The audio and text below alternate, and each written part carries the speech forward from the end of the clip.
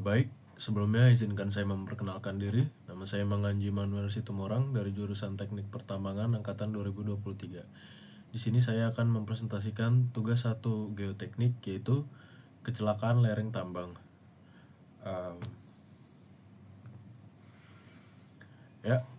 Pada studi kasus ini saya akan membahas kejadian longsoran lereng yang benar-benar terjadi pada tambang terbuka Grasberg yang berlokasi di Kabupaten Mimika, Papua.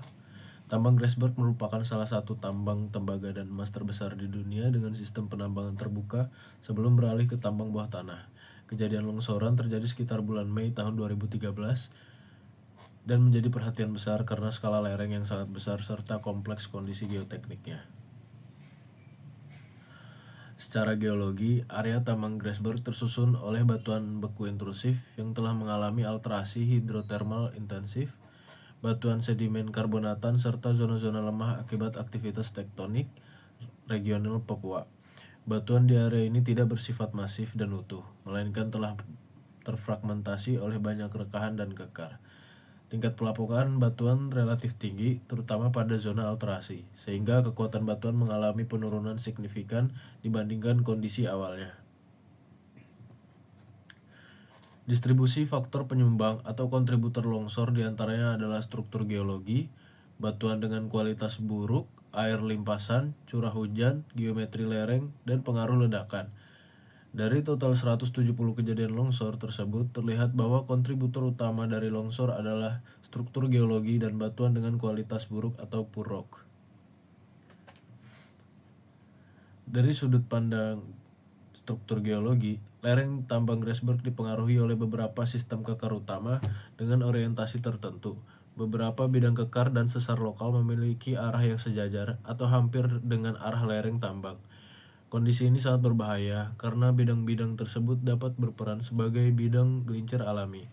Selain itu, perpotongan antara dua atau lebih bidang diskontinuitas berpotensi membentuk longsoran berbentuk baji atau wedge failure. Jika ditinjau dari mekanika batuan, kejadian longsoran ini dipengaruhi oleh penurunan parameter kekuatan batuan. Nilai kuat tekan uniaksial atau UCS batuan mengalami penurunan akibat alterasi dan pelapukan. Kohesi efektif batuan menurun, sementara sudut geser dalam juga menjadi lebih kecil, terutama ketika batuan berada dalam kondisi jenuh air. Lereng yang sangat tinggi menghasilkan gaya penggerak yang besar akibat berat sendiri massa batuan, sehingga gaya penahan tidak lagi mampu mengimbangi gaya tersebut. Faktor air memegang peranan yang sangat penting dalam kejadian ini. Curah hujan yang tinggi di wilayah Papua menyebabkan air hujan meresap ke dalam rekahan dan kekar batuan. Air ini meningkatkan tekanan pori di sepanjang bidang diskontinuitas sehingga menurunkan tegangan efektif batuan. Akibatnya, kekuatan geser batuan menurun secara signifikan dari faktor keamanan lereng berkurang hingga mendekati atau bahkan di bawah nilai aman. Berdasarkan mekanisme kegagalannya, longsoran yang terjadi di tambang Grasberg merupakan kombinasi antara kegagalan planar dan kegagalan baji. Bidang gelincir terbentuk dari bidang-bidang diskontinuitas yang orientasinya tidak menguntungkan terhadap arah lereng.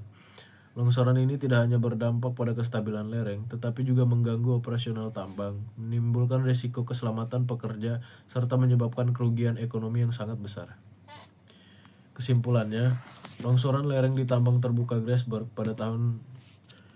pada Mei 2013 terjadi akibat kombinasi kondisi geologi dan struktur geologi yang tidak menguntungkan, penurunan sifat mekanika batuan, serta pengaruh air tanah.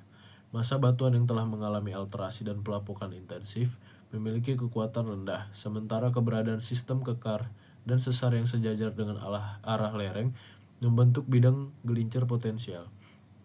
Curah hujan tinggi meningkatkan tekanan air pori, menurunkan tegangan efektif, dan menyebabkan penurunan faktor keamanan hingga berada pada kondisi kritis.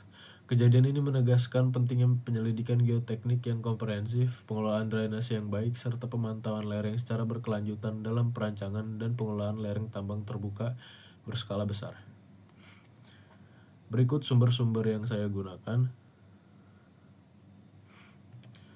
Baik, mohon maaf apabila ada salah kata. Sekian dan terima kasih.